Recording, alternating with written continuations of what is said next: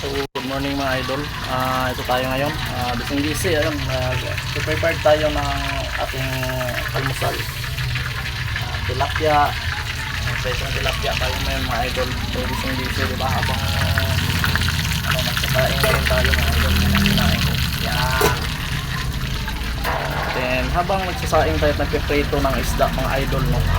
Naghugas din tayo ng plato. Oh, saan pa kayo? So habang mga idol, no, busy tayo rito sa lababo. Pagkatapos yun mga idol, mamat tayo dyan mga idol. Yan.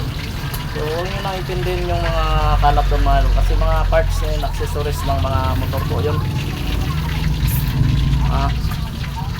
So yun lang mga idol. So yung ating pagbabloging mga idol ay extra income lang po to mga idol, kung talagang kung tayo ay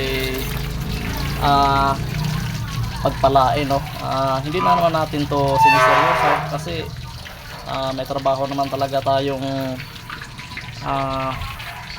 sarili, kaya yung ating pagbabloging is lang, extra income kung sakaling pagpalain, no. Ayan, no, nag-prepare tayo, prepared ng almusal. Di pa tapos na gano kasi busy pa sa pa-vlog.